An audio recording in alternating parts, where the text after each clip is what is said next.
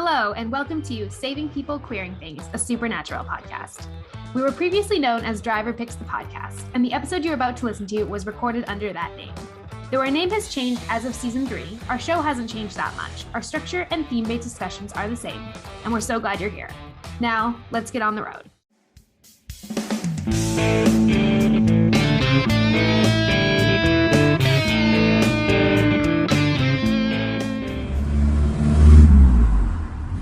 Hello, and welcome to Driver Picks the Podcast, the show where we talk about ghosts, road trips, and free will through every episode of the TV series Supernatural. Today, we are exploring Season 2, Episode 14, Born Under a Bad Sign, through the theme of disillusionment.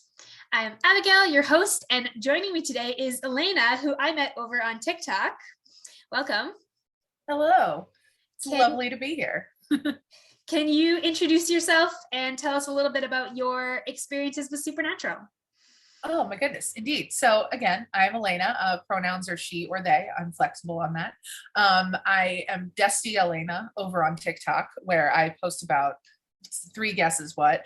It's mostly a Supernatural account that I started, I guess it was like just after, it was at the beginning of 2021 is when I started doing that. But I have been in the Supernatural fandom since 2011. I got into the show in the mid-season break of season 6. So the first episode I ever watched like live was season 6, Like a Virgin, which was really fun.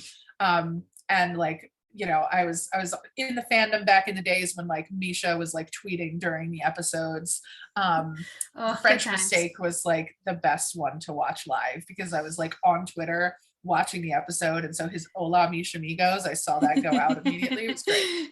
But yeah, I've been in the fandom for many years. I'm a former podcast producer for MuggleNet. I am just really, really interested in all kinds of fandom discourse. And I'm also a writer. And so I do writing and podcast producing and film stuff, kind of a little bit of everything. But yeah, it usually all ends up coming back to Dusty L. As it should. Yeah. As any good thing in life should. Yes, and we will link to all of your whatever you would like in the show notes as well, so people can find you and find your writing and find other things that you've created. Yay! Yeah. So it's now time for our series recap, the road so far. I was absolutely delighted to see you were looking for someone for this episode and for Tall Tales, because they are 2 of my absolute favorites, just not even of season 2, but just in general. This is a really good episode to discuss. Yes, this worked out so well. So, series recap before we jump into this episode. If you have not been watching season 2 alongside of us, or if you need a little refresher of what has happened so far, John, at the beginning of season 2, traded his life for Dean and subsequently died at the hands of the yellow-eyed demon, whose identity we still don't know. Yeah. The least you could do, John. You're like, yeah, fair. There are more and more special children with strange powers, and some hunters have been trying to kill them all so they don't, quote unquote, go dark side. That's been a big plot of season 2 so far, are the special children dangerous? Are they evil? And should they be eliminated? John himself told Dean that he had to save Sam or else kill him, something that has only very recently come up in Sam and Dean's relationship and is causing quite a lot of conflict between them. And one of the special children who we just met, named Ava, who also has visions very similar to Sam's, has gone missing. Her fiance brutally murdered, and there are no leads yet for Sam and Dean to find her. And that brings us to this episode and to our wonderful 30-second recap. Would you like to go first, or would you like me to go first? I'll go first, I guess. Are you ready? I'll count you in. Yes. Okay, 3, 2, 1, go. Okay, so Dean is worried. Frantic edits to show how worried he is. Sam's in a hotel room covered in blood. Retracing his steps, they find out, oh no, he killed a hunter. Or has he? Sam is then like, oh my gosh, Dean, you have to kill me. And Dean is like, I'm not going to hurt you, so shut up. And then Sam is like, well, bam, and knocks him out. And Sam takes off, goes to see Joe, uses her as bait to lure Dean into killing him. But Dean doesn't do that because he's a good egg that needs to be protected. And Dean realizes Sam is possessed. Joe patches him up. They race off to Bobby's. Bobby is naturally a G. Oh, that was it. I had a sentence and a half left, but I will let you finish it. That was impressive. I'm like, you were like bopping there. Yeah, impressed. I was trying so hard to get it all in, but well, I am impressed, and I will fill in some of the missing pieces. Okay. What do you got? I'm excited to hear this. Okay. All right. So let's count you in. 3, 2, 1, go. Okay, so Meg is back and she is possessing Sam, but Dean doesn't know that. Dean just knows that Sam has been maybe killing people, maybe killing hunters, and being really, really creepy with Joe. So they managed to, with the help of Bobby, they managed to trap Meg. They managed to exorcise her, but not before some really, really tense scenes with Sam and Dean, where Dean is confronted again with, should I kill Sam if he's evil? And Sam is like, yes, kill me. And Dean is like, absolutely not. We are going to save you. Nicely done. That was an eloquent finish. It's now time for us to discuss this episode through our chosen theme. And this week, our theme is disillusionment. So such a good theme. Yeah. So a couple of definitions before we jump into the episode. One definition is having lost faith or trust in something formerly regarded as good or valuable. And then another definition is a feeling of disappointment resulting from the discovery that something is not as good as one believed it to be. That second definition really hit me in the heart when I was reading it. I was like, oh, that's exactly what happens this episode. Yep, it's kind of ominous, honestly. So, I mean, the whole concept of disillusionment is like things not being what you thought they would be.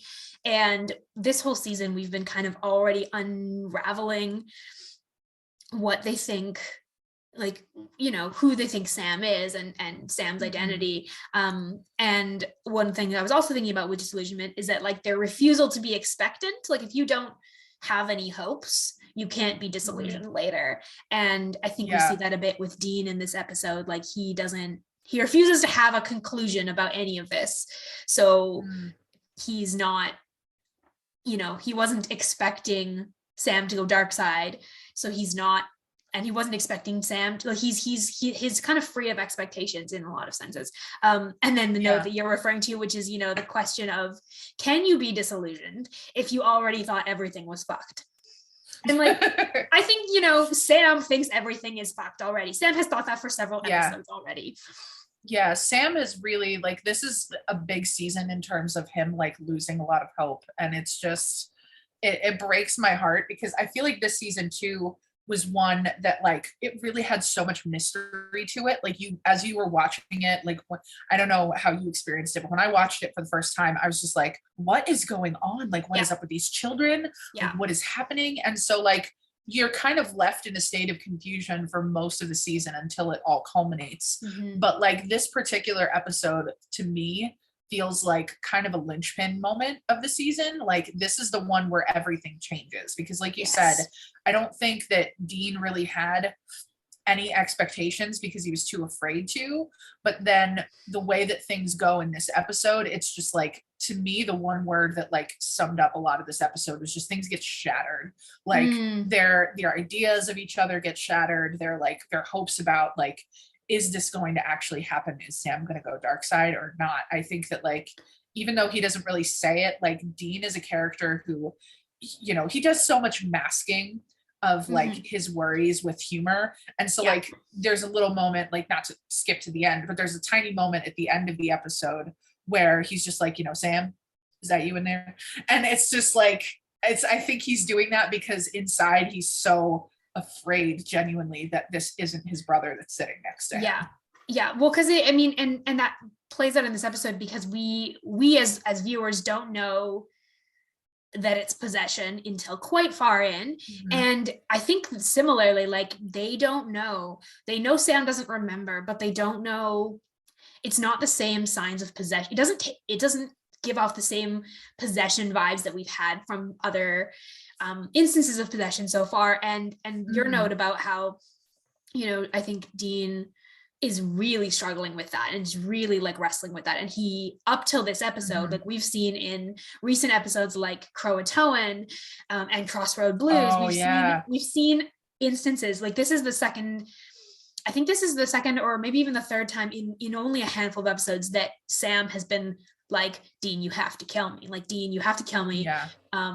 You have to do what Dad said. Like, Dad told you that you would have to do this. You have to do it.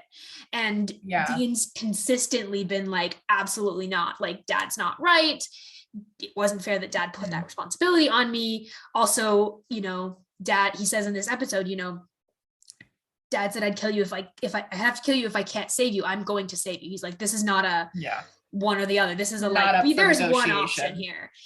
But you mentioned in your notes that like this episode kind of proves that maybe it will get to the point where he won't be able to save Sam, because he won't be able to stop Sam, like, because the only way to stop Sam from hurting someone else will be to stop him. Yeah.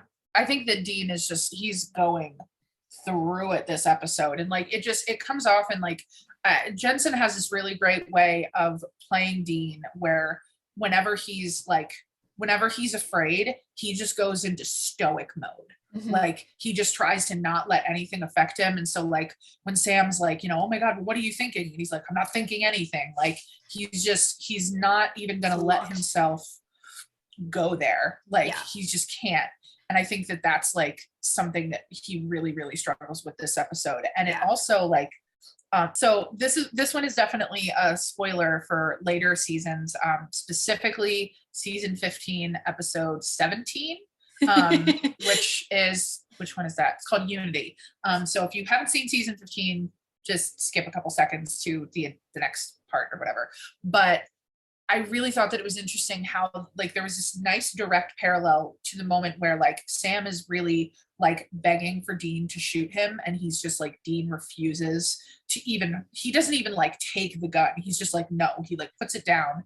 It's like, I would rather die. And then you have at the like end of this series, like when you've only got a couple episodes left to go, and he's so desperate that he pulls that gun on Sam and is just like, get out of my way. Like, you have to move, like you have to do this. I just think that was like, I had never noticed that before, because I guess I just hadn't really seen this episode of season 2 since I'd like recently rewatched season 15, and it just hit me so much like how much Dean had changed. But like to see the start of that, like to see a seed of that planted so early, and I guess this is the part where the spoiler is done. But there's a disillusionment there too, I think. Like to continue on with the spoiler just a tiny bit longer. We see in this episode, like Dean's like, I will not be disillusioned. Like he's like, I believe in Sam. I believe he's not evil. I am going, like, that is the truth. He's like, I am correct about this. And by season 15, we've also seen his disillusionment with the idea of like people being good or evil, with the idea of, someone's having a destiny that means that you eventually have to make a choice that isn't really a choice. Because I think that's what Dean in season 15 is so frustrated with, is he's like, we never had a choice. Turns out we never had a choice. And we have to have that free will back. In this point in season 2, he still is really driven by this like certainty that like you like, there isn't any God, there isn't any control, external control. We have choices about what we do. And Sam will not choose to be evil because I know Sam. But yeah, that will be kind of the end of this super spoilery section there. It's the part where Sam is just like, it feels like no matter what I do, I'm becoming who I'm meant to be. And Dean is just like, I didn't mean this. Like, I didn't mean for you to become that. Like, he's still really clinging to this idea that his brother is never going to be evil. And like, I think you also see that shown really well when you get to the scene where they're at the gas station.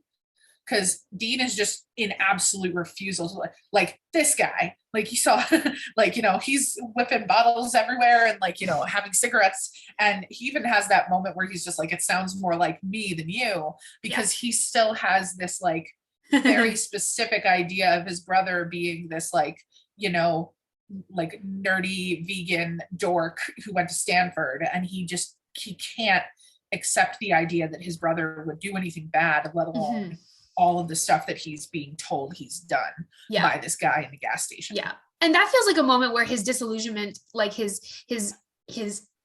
refusal to be disillusioned is kind of like confirmed, like in that moment, because prior to that, they really know very little. As soon as they have that scene, he's like, no, I am certain this is no way this is Sam. I think that's the moment where he starts to go possession or something else, like something else. He doesn't really say it. Yeah, he doesn't really say it out loud, but I think you're right. Like that is totally a moment in which he's just like, and because he says that too, he's just like, I know it couldn't be you. Like it couldn't be him. It's so far out of his perception of Sam and his construct of Sam that he's like, no. He's like, this is not a matter of like me being incorrect, of me being disillusioned about your character. This is just a fact. Like, this is just not possible. He's like, this is so far out of the realm of possibility that it's almost funny. Like he makes the joke of, oh, it sounds more like me than you, because he's like, this is just he's like, this is comedic. The idea that this guy would be like throwing punches and smoking a couple of packs of cigarettes. Like, this is just, it confirms his like insistence that it's not really Sam. Of course, then that then, like you said, that gets shattered again. Yeah. And that was one thing I did really want to point out that you have on here was the moment, like I feel like the biggest shift in the episode is like the moment when he smashes the monitor, because at that point it's like he's now seen, like, you know, they both sat there and watched this footage of Sam busting in, slitting this guy's throat, and they make the whole point of saying that there was no distortion, there was no weird color in his eyes, and they're talking about Sam in that moment, but it's also like Steve Wendell, you see that he's not a demon or anything else, he's just a guy.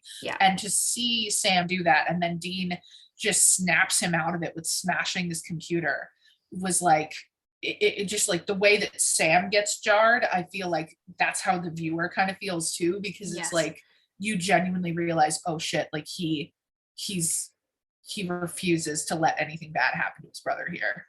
And it's funny because it's coming shortly after, you know, like Dean says, Sam, he said, you know, whatever this is, you can fight it. He's like, you can fight if there's like this, because Sam has been saying, you know, no, I've been having this like anger, these furious urges, I've been having this like deep well of like rage inside of me. And Dean's like, even if that's true, you can fight it. And Sam's like, I can't fight it forever. You know, Dean says, I've tried so hard to keep you safe, and you know, says I can't kill you, I'd rather die. And connecting that to the moment with the computer is like this is another instance of him going, until we have all the information, I'm not making a decision, I'm trying to keep you safe. He's like, he will literally destroy this evidence, even though they have no good reason to, you know, they have no reason to believe that this isn't just a brutal murder, except the reason of like Dean's like, Sam wouldn't do that. Sam wouldn't kill someone without a reason. Because we've seen that in Sam all through season 1 and through this first half of season 2. We've seen Sam be the cautious one. Sam be like, they're coming up on a situation, and they're coming up on a potential monster, potential evil person. He's never the guns blazing brother. No, never. And except the only times that he has been that have been when it is related to the special children, because we did see that with him and like Andy, where he was much more willing to be like, Andy's the bad guy, because he's also he also has these powers. So like Sam's identity, Sam's been disillusioned with his own identity this whole season, because he knows something is in him that he doesn't understand, that seems evil, and he doesn't, I don't think at this point, and in this episode specifically, it feels like that turning point, because he doesn't believe he can be saved from. This is really the moment I think that shifts for him, where he really doesn't think that he's going to be able to get out of this alive. but and there was one thing I had too that it was very subtle, but I noticed it when I was taking my notes this morning and doing my rewatch. Was there's this lighting parallel that happens Ooh. where when you're looking at when they're watching the footage, Sam is like, and they pause it, Sam is like staring out the window, and you can see that there's like the bright light coming in from outside, and it's like through the blinds. Mhm. And so there's like these kind of lines going across Sam's face as the light comes in through the blinds. And it doesn't seem like, it seems like an innocuous thing that, like, you know, you blow it off, it doesn't really mean anything.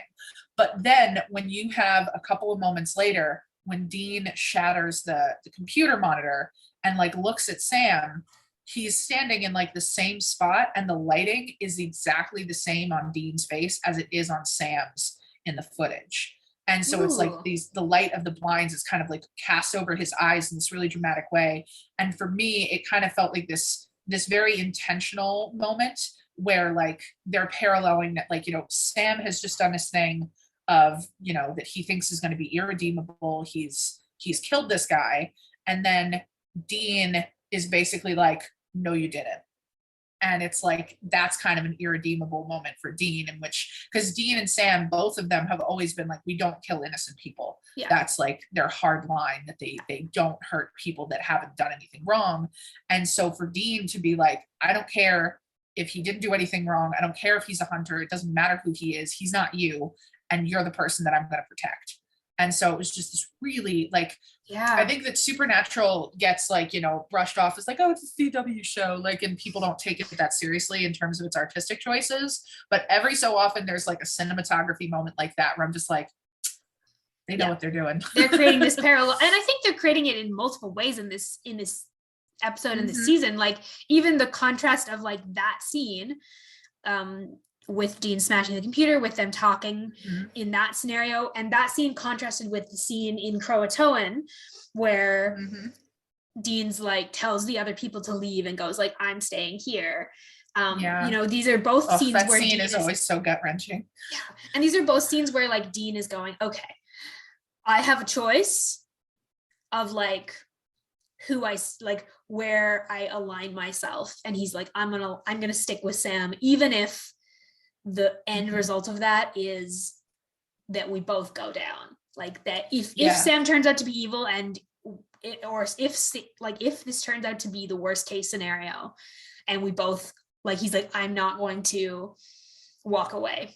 And he does that in both these episodes. And, you know, I think you mentioned earlier that this is a huge turning point for him in his perception of Sam in this season. And it's going to become much, much harder for him to keep, like, he's had his idea of Sam kind of shattered. Like he is starting to worry that this is actually much more serious. It's so difficult because Dean has always been a character, like even up through the final seasons, where he's always got that, like, that suicidal tendency where like he does not want to or think he can live without his family. And when it gets to the point where Sam is really all he has left, like, I think he knows deep down that if it does ever come down to him having to kill Sam, I think that he believes that he's gonna kill himself immediately after that. I know that's really heavy to talk about, but just that's sort of always been his character. Like he doesn't want to be on a planet that his brother's not on, you know? And I think that we really see him accepting that when he says, when they're in the car, and he's just like, I'm going to save you if it's the last thing I do. And I think in that moment, there's a part of Dean that knows that saving him might be killing him. And I think that's what makes this episode, like, it's such a powerful, like, gut punch of an episode in terms of the emotions. Yeah. And I think like that is really powerful when we think of this theme as well. Thinking about like, can you be disillusioned if you never hoped to begin with? And I think like when it comes to Dean and his like perception of his own, you know, worth, and of, you know, he's always thought of himself, he's expressed that so far in the show, that he's always thought of himself as a hunter. That's who he is. I mean, that's what Gordon said to him know, a half a dozen episodes ago. Gordon was like, you're a hunter, that's who you are. Multiple characters have said that to him, have said, you know, like, you, and he's said that too. He's like, hunting's all there really is for me. Like, he doesn't see you could say that he sees him how his enemies see him. but that's fine. That's fine. That's fine. That doesn't make me feel things at all. Nope. Nothing. If you know, you know on that one. I feel nothing. But the idea that like he can't be disillusioned, he's not disillusioned about his own life because he always saw it going this direction. But what he can be disillusioned about is Sam. Because the thing is with Sam is like even though he's always thought, I'm a hunter, like I'm gonna just that's my life, that's who I am, that's what I do, like I don't have any other options because that's how I was raised. I think he's always thought of Sam as like different. Sam is not the same as him. Even though he wants Sam to be hunting with him, he doesn't think of Sam primarily as a hunter. It's really interesting to see that play out on both ends because it's changing in very different ways. Like we've seen them become disillusioned with their lives in totally different ways. I think, with the death of John, with all of these powers that Sam has and they don't have answers for, with the demon still being on the loose, with there being this impending doom of like the demon has plans for these children. We don't know what they are, but every single one of these children seems to either become a murderer or get murdered. And it seems to be one or the other. And we're like watching this sort of play out. And then we're watching Sam on both ends. We're watching Sam be in danger of dying. And we're also watching Sam have this growing rage. And then it's interesting because obviously in this episode, it's not actually about that at all. It's just actually a simple case of possession by someone who wants revenge on them, by Meg. It's a great red herring. Oh yeah. And it's a great red herring because they develop it so well, where as the viewers, we're supposed to kind of be getting disillusioned with Sam. We're supposed to be like, we're supposed to question like, are we wrong? Like we've been seeing this Sam, if we've been seeing Sam through Dean's eyes, where we've been seeing him as the like moral compass, we've been seeing him as the conscience of the brothers, we've been seeing him as this person who thinks before he makes choices in hunting. And now as viewers, we're getting this whole episode where it's becoming more and more like, maybe we were wrong about Sam. Like I remember watching this the first time and it being sort of, it's kind of hard to watch when you don't know that twist at the end, because you start to go, maybe the demon does have more control over Sam than we thought. Maybe Sam is in a lot more danger of going dark side.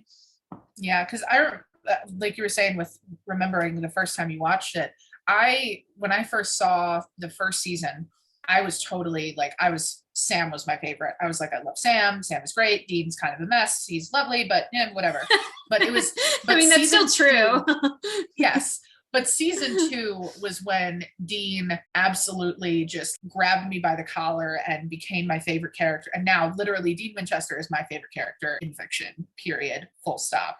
But like, that really happened, I think, with this season, because you see Dean become such like a devoted protector. Like you get the message in season 1 that like, oh, Dean will do anything for Sam, like, but it's not as strongly driven home as it is throughout season 2, which of course, when you get to the end, that'll be an episode y'all will have and people will get to know then, but it's like he really gives his all for his brother. Yeah. And I think that like that was something I deeply connected with in his character, and you see a lot of those seeds being planted in this episode. Yeah, the stakes are so much higher in season 2. I think that's maybe why we don't really get to see that nearly as much in season 1. We see it in moments, but season 2 is when the stakes really are life or death, and the questions of like character are life or death, because it's not just a quest to find their dad, it's not just a quest to find the demon, it's also a question of what does it mean to be a What's good happening person to them? What does it mean when your whole identity is being shaken up, when your whole like sense of self is kind of going down the drain, and the risk is that the people around you might get hurt and you have to make choices about that, and both brothers are having to make choices about that. And this episode is kind of like a red herring in terms of it's not actually about that, but it is about that because it allows them to confront those questions of like, what would you do because you believe in someone's character, even if there seems to be evidence that's pointing otherwise? And it's very compelling. Yeah, like the evidence in against Sam in this episode is so overwhelming. But even with all of that, Dean refuses to at least outwardly accept that. Yeah. This is not specifically disillusionment, but this, when I think we know as viewers that like Sam is possessed, but Sam and Dean are having this conversation. And when Dean says, nobody can control you but you.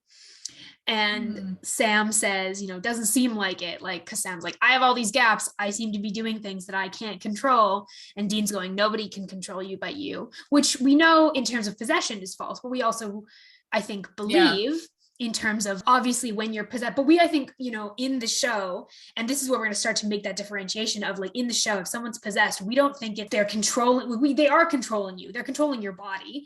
But we tend to think of it as like that person, that demon is fully in control. Like you don't have any ability. Like it's when Meg's in Sam, it's Meg. That's Meg we're seeing.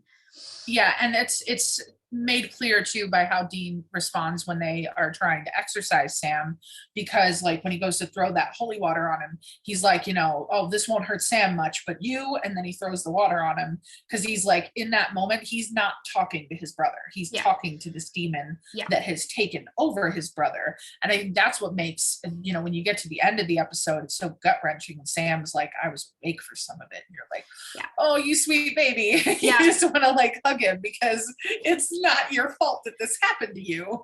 Which is kind of playing into, and yes, like the demon in this conversation is messing with Sam. Like Meg is messing with Dean, like by saying, like feels like no matter what I do, I'm just, becoming who I'm meant to be. I mean, you said it once, Dean, I got to face up to who I am. And that is the demon messing with Dean. Like that is Meg messing with Dean. The demon is doing literally everything they can. Like they're putting in overtime to try and make sure Dean is completely like that he doubts this is really Sam. Yeah. And that he doubts like Sam's character, and that he doubts like that he starts to believe that Sam is evil. And this, I was thinking about how, we think about this episode, and the easy way to think about it is like this demon is trying to make Sam into a killer by, taking his body, using it to kill, and using it to make sure that other people think that he's a killer, and also, using it to bring out this rage and bring Sam closer to like the dark side. But like the flip side of that is that Meg is trying to turn Dean into a killer. Almost more so than Sam. Sam is almost more like Sam, like, and we find that out by the end when we find out that Meg really, it just wants revenge on Dean for her exorcism back in season 1, or back at the beginning of season 2. That she wants revenge on Dean, and she's trying to turn Dean into a killer. She's trying to manipulate him. Like she's trying to make this as bad as it can be for him. She's the one that he's really trying to torture. She's using Sam as a way to get to Dean, which is a total flip of this episode. Yeah, and that's, you really see like the total pivot in the story when, Dean's like that. There's that moment where Dean is like yelling at Meg, like you're not going to get Sam, and whatever master plan you guys are cooking up, like you're not going to get Sam. And Meg just goes, I don't give a damn about the master plan. And so at that point you're like, wait a minute, what? That's literally all we've been talking about all season, and now you don't even care. Yeah, and so you're just like, you suddenly, like, I remember when I first saw that, I was like, wait, what do you mean you don't care about the master plan? Like, and that's when you realize like, oh crap, this is Meg, and Meg is just, really angry and bitter. Yeah, Meg is in this for revenge in this moment. Meg is not trying to prove a point. But the result of the way that she does that does prove a point. Like for both Sam and Dean, does like fundamentally alter their relationship and bring both of their insecurities to light, because like Sam's biggest insecurity and fear is that he's going to become something evil and that he's going to hurt people, and Dean's is that he's going to like fail Sam, that he's going to like lose It's very he's gonna different fail as a protector, priorities. and their fears are like at direct odds in this episode. And you see it even like Meg says to Dean, she says, you know, I can see it in your eyes, you know, you're worthless. You couldn't save your dad, but when it comes down to it, you don't think you can save your brother. And she's like cutting to the heart of this episode and going, you are starting to think that maybe you can't. And that actually says something about your identity. She's not just saying you can't save Sam. It's not just about losing Sam. It's also about Dean's whole identity being wrapped up in this protector role. And I think that the writers do a really good job of showing you how far that like Sam is willing, not how much Sam is willing to go, but like how different things are, because both of them have an opportunity to shoot each other in this episode. And Sam actually does. He actually shoots Dean. Like he, you know, he shoots him in the shoulder. And part of me wonders if that was like Sam trying to like wrangle control from the demon that like, because I mean, we know that Sam is an expert shot. We know that he can take somebody out. He can kill anything. And so the fact that he hits Dean in the shoulder, like they never really mentioned that, but I feel like that's a subtle like thing on the writer's part. I think we can see it that way. Like I think there's no we have no evidence either way as to whether or not this was intended to be a lethal shot. And we can assume that Meg would have made it a lethal shot. So this is maybe Sam's. Also, we know Sam has some ability to fight back against. Yeah, it's kind of like it's a subtle bit of foreshadowing that he will be capable of doing that later when he comes up against bigger bads. Yeah, that he's gonna, and we've seen that even with some of the special children, like he's immune to, they're trying to control him, and he's able to wrest control back. I think of with Max, like where he's able to move the dresser, like Sam being able to push back when it's needed for, in both of those instances, protecting his brother. Like Sam, him being able to wrest enough control to get Dean in the shoulder, but not actually get him in the heart and kill him, is a nice little like interpretive look at that scene. I like that. Yeah, that's actually, I didn't even have that in the notes. It was just something I was thinking about as we were talking. I was like, wait a second. Good stuff. It's good stuff. Is there anything else in terms of like the episode in general and like disillusionment that you wanted to say before we move on? I think that's it in terms of that topic. But yeah, we have a bunch of other fun points we can get to in the going meta section, because this episode is just boundless in its things it has to talk about.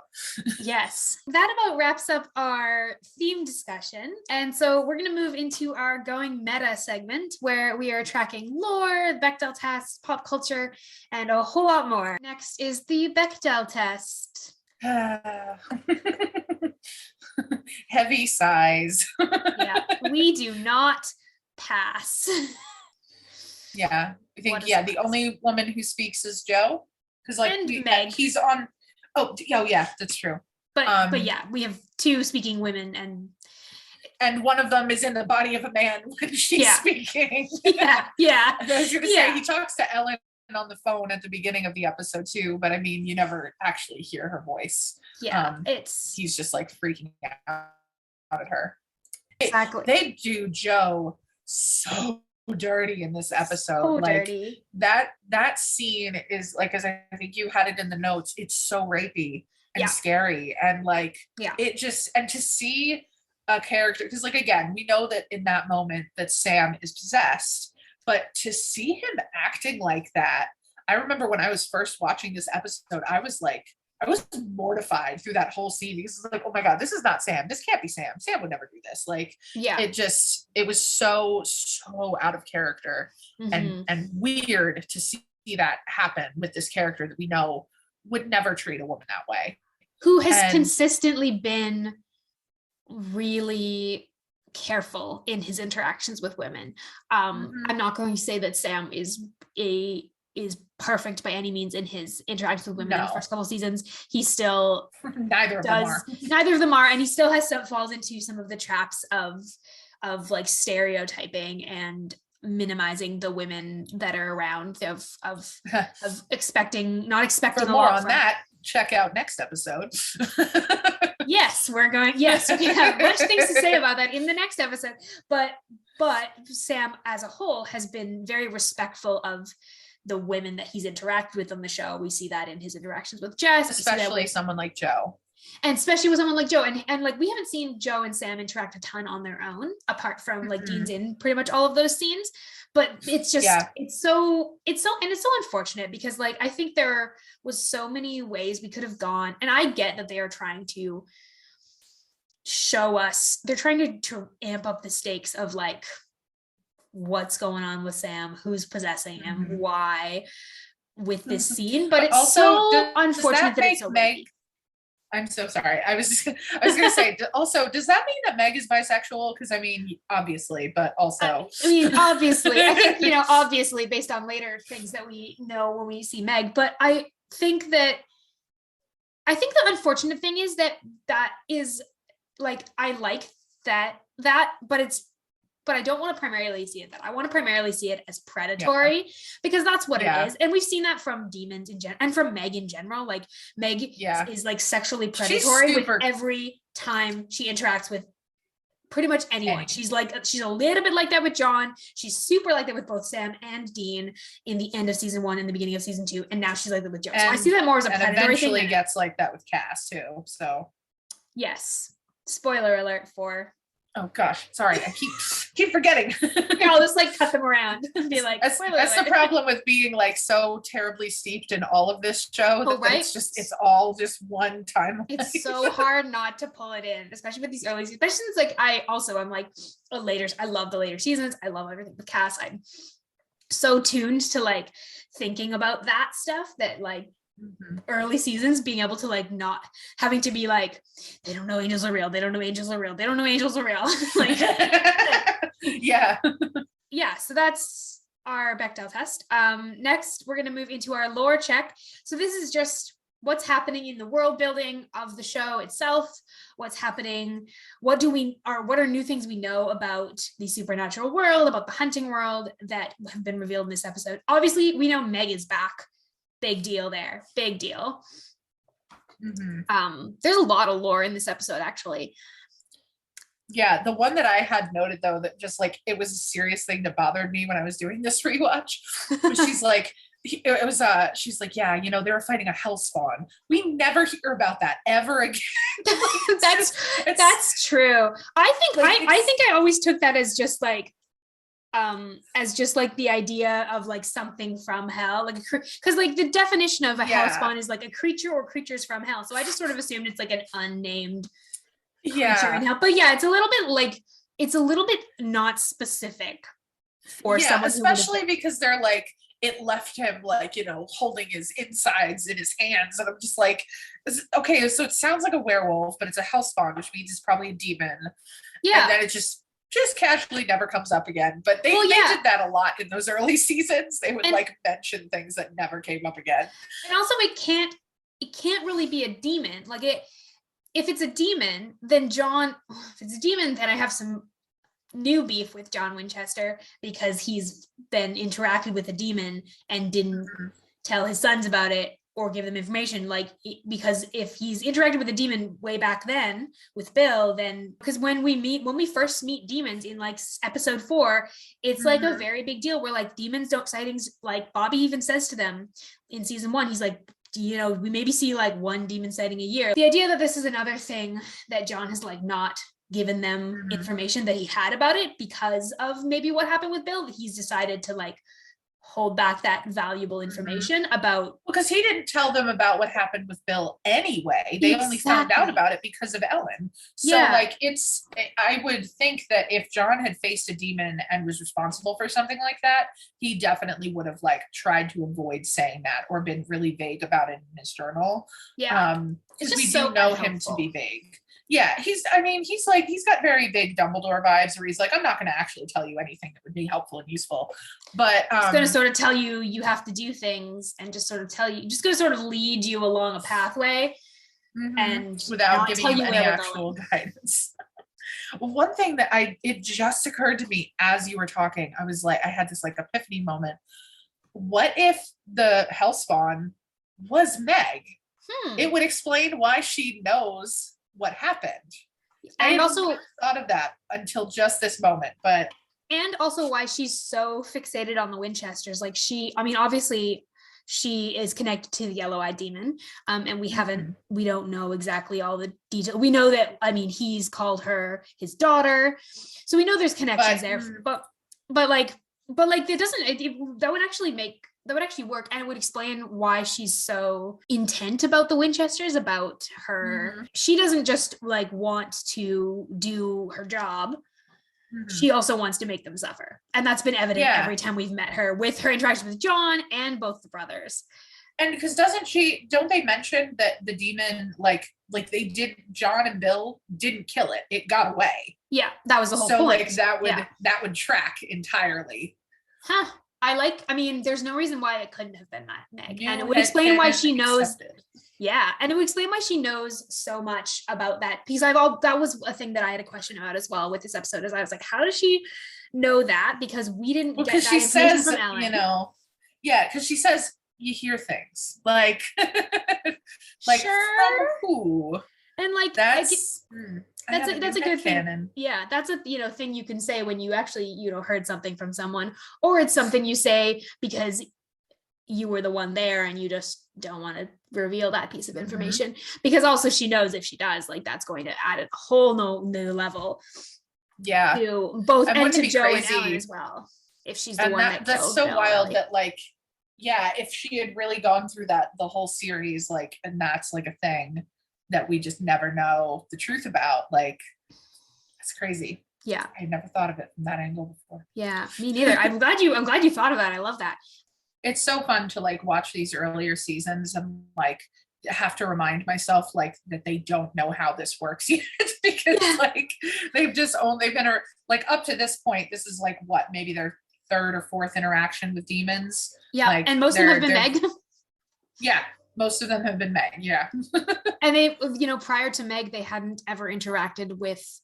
They had never had the question of like, how do we deal with the human that's being possessed? Like, until the first episode. They don't get to that until what is it, Devil's Trap? Yeah, and so this is another play on that, but this time it's Sam, so we get more of an intimate look at it, because we didn't know the person Meg who was being possessed the first time. Oh, and what's also interesting with the lore this episode is we get introduced to this idea of like a binding link.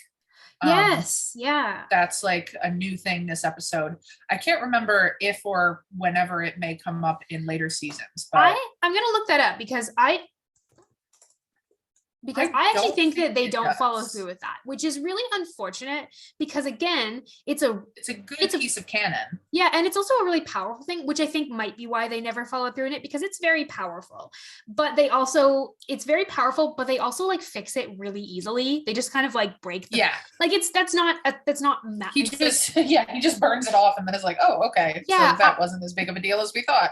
Well, that's the thing, is I'm like, if it was a binding thing feels like it would be a magic thing.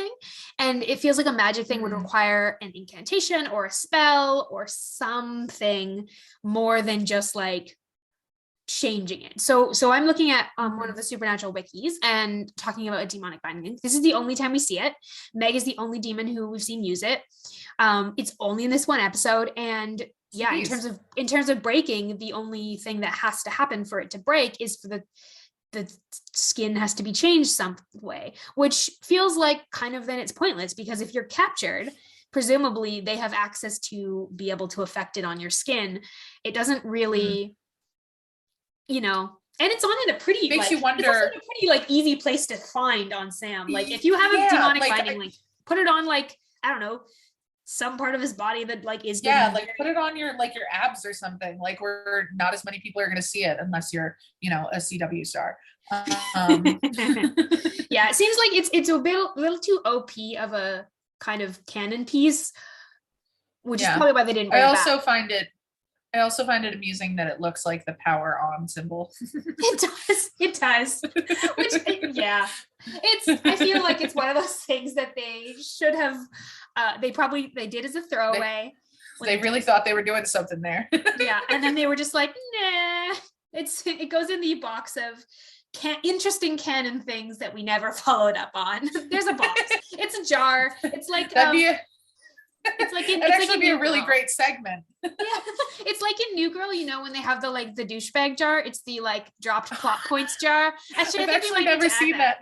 Oh, it's very funny. It's a jar, and whenever a character, particularly one character, is being a douchebag, they'll just be like jar. Yeah, and they have to put money in the jar. I think that we might need to add lost cannon jar. The lost cannon jar. I think this is a thing. I'm gonna like add this to my list. I'm thrilled. Like a lost cannon jar for pieces that we don't return to. I'm putting it on my list so I can add it to my notes for the other episodes. So that's yes, great. But the demonic binding link goes in the lost cannon jar for this episode. So moving to our locations. So in terms of filming locations, it's filmed at like a shipyards, a number of the scenes. It's filmed by a bridge that I'm really familiar with called the Queensboro Bridge. I used to drive over it to work every day. I feel like they've shot at that bridge multiple times too. Like it just... Yes, they have. That bridge is very... it's a good look for the kind of vibe they're going for, especially when they need to have, covert meetups. I think that this might be the same bridge. Spoiler alert. I think this might be the same bridge we see Crowley under a couple of times. Yeah. Crowley's very first episode is seen as under a bridge. I think it might be the same bridge when I'm looking at the pictures. Yeah, it's really fun that it's and it's in Canada, but it very much has that like middle Americana kind of feel to it. They do a pretty good job of it most of the time. Every once in a while, there's an episode where they're trying to mimic something, and I'm just like, that is not believably that was like America. That is not. Did you see the Hank Green TikTok about? Yes, that's what I was thinking of. Hank being like, Missoula is not a small town. I was just, that's not Missoula. It's very much not. I've been to Missoula, and it's definitely not Missoula. It's very funny. I remember driving through Missoula and being like, oh, Hank Green lives here. But the shot that they use is very, very Pacific Northwest. It's like foggy and like wet. Like, when I saw that, I just remember being so delighted to find out that Hank Green was like a secret Supernatural stan. I would love to have Hank Green talk more about his experience. I just want to know.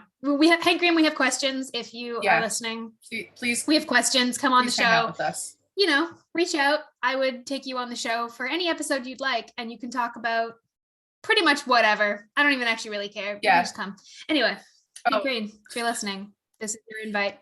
Yeah, that's filming locations. In terms of story locations, the 3 locations that they mentioned were West Texas, is where the last place that Sam remembers. But then, of course, also they go to Sioux Falls and see Bobby. But the Duluth, Minnesota is fun because it ties into our pop culture, because that's the moment where Dean finds out via a very comically dated scene of trying to find Sam using his phone location's GPS. Which that in itself is dated in the most hilarious way. That the idea of like calling your phone provider so they can turn on the GPS on your brother's flip phone. Just like that whole scene, I think aged me about 6 years just watching it. I was like, oh my God. But then there's a funny excuse that he randomly makes up is, oh yeah, he's trying to go to a Justin Timberlake concert. And bless whoever the person on the other end of the phone goes, says something about that, and Dean goes, yes, Justin is quite a triple threat. Dean makes such a big thing in the early seasons about only like my like classic rock and like my manly man music and my manly man car and like all these things, and I'm like, enough about Justin Timberlake to be like, he's quite the triple threat. Like, you keep up with pop culture more than you let on. He really truly does. It's okay, Dean. Taylor Swift has her eyes on you. I absolutely love it when you find out that Dean is a dork for things. Like that's one of my favorite. You could do an entire podcast about Dean's pop culture references. I would like to do an episode. For Dean's birthday this year, I created a list of episodes that are kind of like an episode or 2 per season that are my comfort, that are my comfort episodes. And there were episodes you tweeted that, and I bookmarked it because I wanted to have it for future reference. Yeah, because I wanted a list of like mostly happy episodes, and episodes where Dean is just like this huge nerd and very enthusiastic about it. And it was so fascinating making that list because I like was going through all the episodes. And it's not like an exhaustive list. I kind of try to limit it to like 1 or 2 per episode, but it was like the later seasons are where there are he more. gets to, it's interesting to watch the progression. It was hard to find in the first 4 seasons. Like there were episodes, but there were like one per well, you know who I think we can, by the time you get to like season 8, it like kicks well, you right know up, who I think we can attribute that to? Charlie. Yeah. Oh, Charlie. That's why season 8 is when it's like there's like 2 episodes per season starting in season 8 where he's like an unabashed nerd, and it's so lovely. Apparently, I didn't know this until this year, but apparently the LARP and the Real Girl episode takes place on his birthday. And I was like, so that episode, like it was Dean's birthday when that happened. And I was like, yeah, which is just makes it even more special. This sweet little nougat is getting to live out his Braveheart dreams with his lesbian best friend, and I'm just so happy for him. It's very good. That's why I think like that episode is probably one of the episodes I watched the most because it is just purely happy. It's a perfect episode. Like, there are very few episodes of Supernatural that are perfect. That is one of them. Yeah. That is everyone say thank you, Robbie Thompson, and keep it moving. Yes. And Felicia. The two of them together are just a combo. We didn't. Good. You understood that character. And understood the assignment so well. Things. Yeah. So well. Moving on, we have our gaydar, our sexuality and gender connections section. We talked a little bit already about the really rapey, uncomfortable scene with Meg and Joe. We don't need to beat that horse anymore, unless I'm trying to think of if there's anything else that we need to say about this. The only other note I wanted to make on that is it's just like really unfortunate that the show is so gross to women, especially in these early seasons. And like I thinking about this theme of disillusionment, like even in a show that I like love as much as I love Supernatural, and a show where I think there's so many good thematic things going on, there's so many things that I feel like I take that make me a better person, that make me a better friend, that make me think more critically about areas of my own life and morality. I am always disillusioned a little bit when I see women and femme presenting characters being used as like fodder for like in this scene, like in this episode, Joe is used to show this definitely can't be said. Yeah, it's definitely a possession, like that she's used so much in this episode in such a like sexualized way. The amount of times just uncomfortable that the women of this show are used to further the man pain frustrates me endlessly. And just I feel like Joe is one of the characters that, like, I mean, this Supernatural is not known for treating its women characters well. It just isn't across the board. But no. Joe, I think, is like if I could start like a Justice for Joe campaign, I would, because she was one of my absolute favorite characters that they ever introduced. And the fact that she was as dope of a character as she was, and she was in the earlier seasons, like, she was fantastic. And just the way that they just disrespect her at every turn and every opportunity. And it's like, how do you have a character who is such a good character, who is so well written, and then you just completely screw her over every time she gets a chance to be on screen? It's a missed opportunity. And I'm one of the few, I know I'm in the minority with this one. I actually really like her and Dean as a possible couple. Like I really always thought that like they would have been such a good match, because like especially they say in the later seasons, like, you know, this isn't really a spoiler, just kind of like a general thing where they're like, you know, if you ever found somebody who was in the life, would you ever settle down? That's kind of like a conversation the show revisits. And I always thought that like Joe could have been one of those characters. Like they had a lot in common, and I definitely see the reading of like them as being more siblings, and I think that that's a totally valid reading of it. But just for me, I was always like, I really liked the two of them together, and I just feel like it was a missed opportunity because of the way that they treated her character, and especially this episode, that schoolgirl line kind of kills makes me want to. It kind of kills it. Yeah, it makes me want to just like set myself on fire whenever it comes to that line, because it's so gross. And I think unfortunately, this episode, what they do with Joe, they do kind of effectively kill the opportunity for them to have kind of done something with Dean and Joe in a lot of ways. Like we are going to see less and less of that as it goes on, I think, which we'll revisit this because I also don't necessarily remember. And it's been a while since I've seen this episode. I've forgotten how gross those scenes were. And this actually brings me well to like actually asking what your thoughts are on this, because one of the things that I always I don't love about this is that they use like that Joe gets reduced to like a potential crush, and that's the main thing that they try and taunt her with, whether or not it's true. And like I have never been able to decide whether or not I think it's true or not, whether or not I think that Sam has, because obviously I think this is Meg pulling from Sam's understanding and perception of Joe. And so I've always tried to figure out, does Sam think that Joe has a crush on Dean? I definitely. Or does Meg think that that's just a good way of like taunting Joe, regardless of whether or not it's true? And I've never been able to kind of come to a conclusion on that. I think it's one of those things where Sam I think is way more observant than people give him credit for. And so he's very like, very and observant. I think that he gets the vibe, because this is what episode is it? It's early in season 2. No maybe Exit? Is that the first one with Joe and Ash and Helen and everybody? 203. That's 202. Everyone Loves a Clown. Yes. That's their first episode. I recently rewatched that episode. I think because I was rewatching it because I wanted to listen to the podcast episode. That's KJ and I are on that. So I watched the episode of the show, but I didn't get to listen to the podcast of it yet. But with that episode, you already like it's one of the, and I'm sure you guys probably talked about this on the show.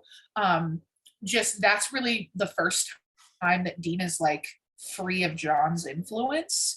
And I think that you see early on this really interesting dynamic between Joe and Dean. And I think that what made Joe a character that I liked so much as like a match for Dean was the amount of agency that both of them had as individuals, like was always really nice to me, because Dean had an opportunity to hook up with her that episode and he didn't. And, she's had opportunities where she could have like come on to him and she didn't, but they have this really great chemistry. So I think it is, to answer your question, I think it's very possible that Sam has detected that he sees that, there's this romantic tension between the two of them. But I absolutely think that it's that thing where like, Joe asks him like, do demons lie? Like, I think that's an instance where the demon was definitely lying just to get a rise out of her and to upset her. He had the demon has, and also the demon would have no, like, even if Sam thinks Dean's also interested, like the claims the demon are making are things that Sam would never say about Joe. And things that Dean also did that I don't see Dean saying about Joe, given the interactions we've seen with them. Like the way he's spoken about Joe is not like that, and it doesn't ring true, and it rings very much as like the demon is lying. She even if Joe has a crush, even if Dean isn't interested, the demon doesn't have enough. And also, bless his heart, I think part of the reason that Dean never really pursues anything with Joe also has a great deal to do with the fact that he is terrified of what Ellen would do to him if he ever dated her. Yes, I think there's like two big factors in why even if he's interested, he doesn't. I think one of them is Ellen, and I think the other one is timing. Like when you think about like Joe and Dean as like a possibility, the timing is never on their side. And we're not going to talk about later instances of their, but like that very first episode that she's in. But like up to this point, he's just lost his father. Like they don't have a time when they're not dealing with intense grief. And then like first he's dealing with the intense grief of just having lost his dad. Then she finds out that John was partly responsible for her dad's death. And that puts a weird strain on their relationship. Then they have No Exit, where they, she almost dies. And that's the one set in Philly, isn't it? Yeah, so it's in Philly, and it's a great episode. And like we talked about how that their relationship really develops in that episode. They have bonding moments, but they also go through this like pretty traumatic experience, particularly for Joe. And that like the timing is Yeah. never good for them to And hide something, even if they are interested. Yeah, and they set that up so squarely in that first episode where because he says, like if I was a couple months ago, I would have immediately tried to like hit you up with a 6-pack and a pizza. I would have been hitting like, on you. This would have been a thing. But I think that it was exactly that. It was exactly the fact that they both, you could tell, had that attraction to each other. And they also both had enough agency to say no to each other that made me like them so much as a potential pairing. But that's fair. Yeah. And I think that's why I like both interpretations. Like you've just presented a really compelling interpretation for them as a possible pairing. And I've also seen really compelling analysis of them as the sibling relationship, and also compelling analysis of like Joe as actually kind of envious of Dean as a hunter, and that's I think some of the chemistry we're seeing. Some of the stuff we're seeing is she wants to, is she interested in Dean, or does she kind of want to be him and have the agency that he has and have the life that the opportunities that he has, even as a man in hunting, that she has to fight for as a woman in hunting. And it's, I think, regardless of whether or not they have big sibling energy or like really good romantic, like sexual chemistry, is I think kind of what makes their relationship so fascinating, like you said, because we have multiple ways of looking at it, and because Joe has agency. And I think that's why the moments in this episode where she doesn't, they feel like a betrayal. Like gross. It's really, from the writers, really, they feel like a betrayal from the writers of a character we need. Just makes me angry. But the one thing I did also want to mention that I had in the notes here, we very much get that like Dean is always trying to be this macho guy handling the situation. And so if you read it on that very surface level, it comes off as when Dean is like, you're not coming with me, I'm going after this is my fight or whatever. It kind of does have that tone of like coming off as dismissive and like, oh, you're just the girl. And a little misogynistic. Could and it very much, and that's always how I've read that scene. And I was always like, I just want to strangle Dean and be like, stop being so internally misogynistic. But when I was watching it this time, it was like, it felt to me like a distinct moment where he was trying to not make the mistakes of his father. And I think that that's something that like we really, once Dean is free of John's influence, like I said that before, like he really starts to come into his own. And I think that he, and up until this moment when Sam tries to hurt Joe and she gets roped back into it, they haven't been talking to Joe because of this tension over what happened with her father. Like once Joe found that out, she kind of didn't want anything to do with them for a while and felt like distant from them. And so for Dean to come into this and be like, he totally has the chance to make the same mistake that John did and put Joe in danger, put her at risk in the way that, John did and this demon did, but he doesn't do that. And it to me, it just like a possible reading that you could take on it was just that he's trying to make sure that she doesn't get hurt because he knows that his dad is the reason she lost her dad. And he doesn't want to be responsible to that, especially to Ellen. He's breaking that cycle that John has set up of like hunting being kind of the supreme answer of like, everything's kind of justifiable if it's in the service of the hunt. And he kind of goes, no, it's not justifiable if I put someone in danger that I didn't need to put in danger. And I think that comes out really well from from watching 206 No Exit, because that episode is another one where he's like, I don't want to put her in danger. And then she does end up in danger, not because of him, because of some of her own choices, because of the monster of the episode.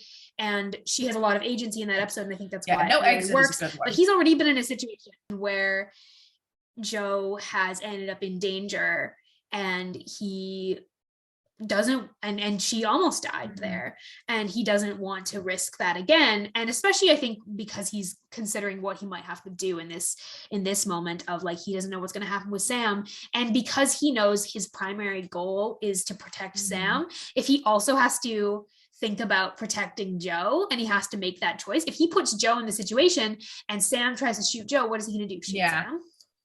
Like if Meg in Sam's body tries to shoot Joe, he has to make an impossible choice. Yeah, because he knows that if the only person Meg can shoot in Sam's body is Dean, then Dean is okay with that risk. If she can also use Joe as a way to get to Dean and a way to get to Sam, That's a lot more Yeah, risky. and I think too, it's that, Dean, as much as I think he would want to think that he would save Joe over Sam, at this point in his character arc, he absolutely wouldn't.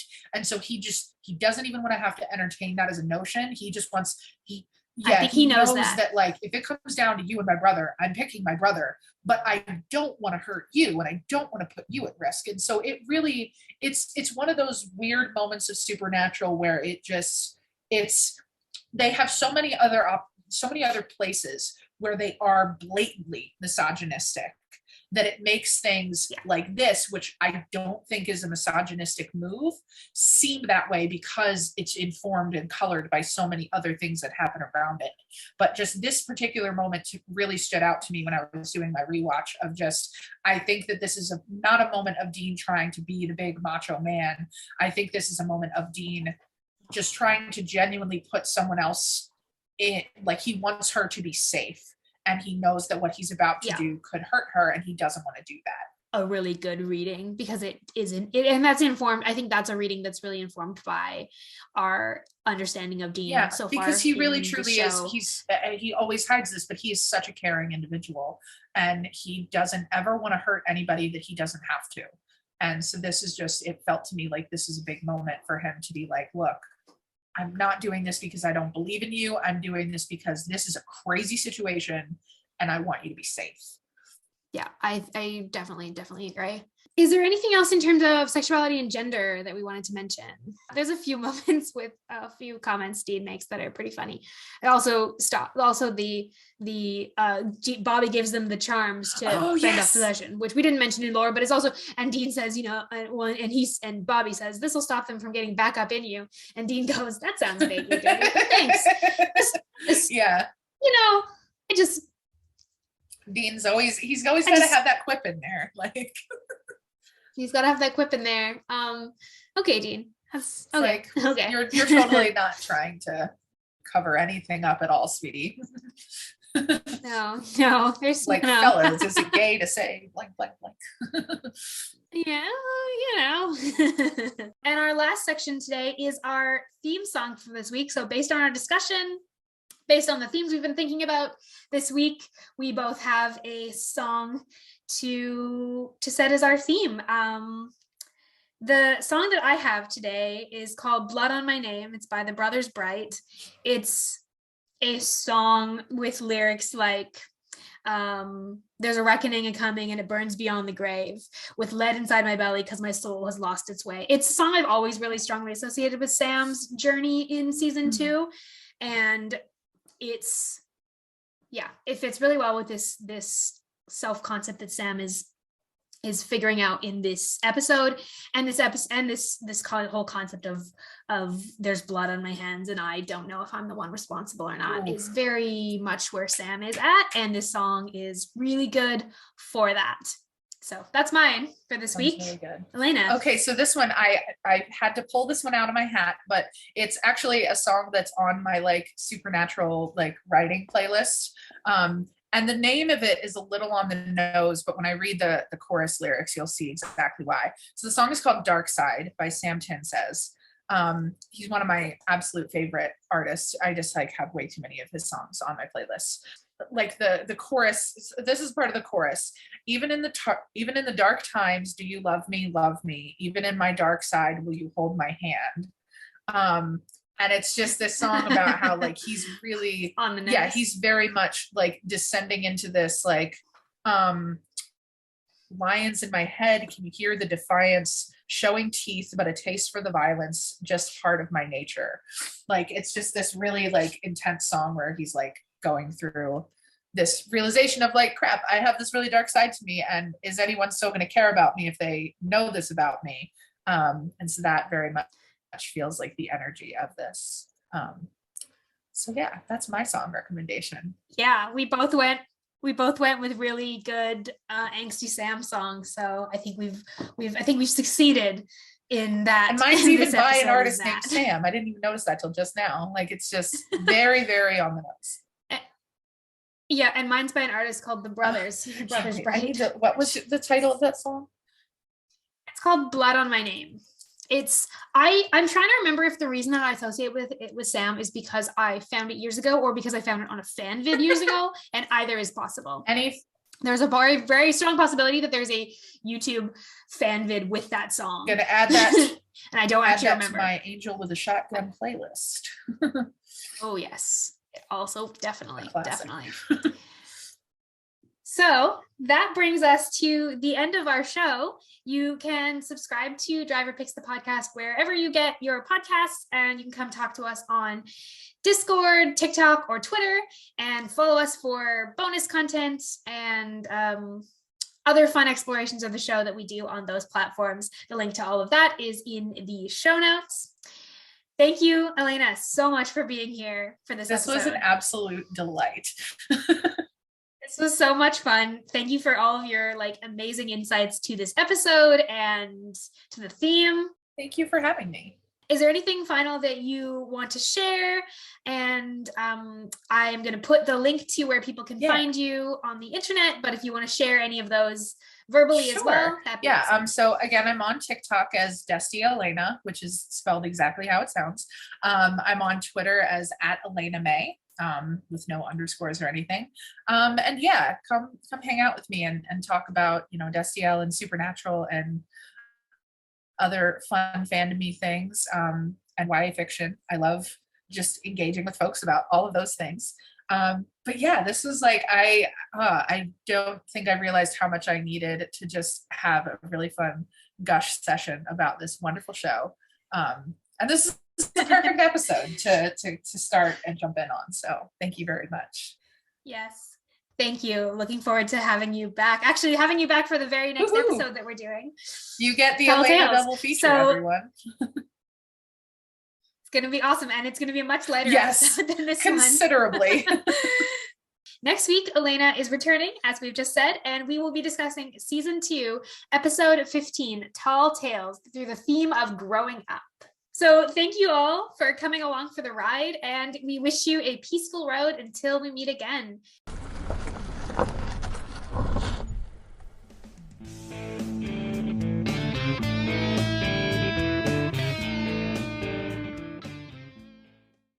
A note to our listeners. This episode was recorded prior to our season 3 name change, where we went from Driver Picks the Podcast to Saving People, Queering Things. For all of our new social media platforms, visit queeringthingspodcast.com.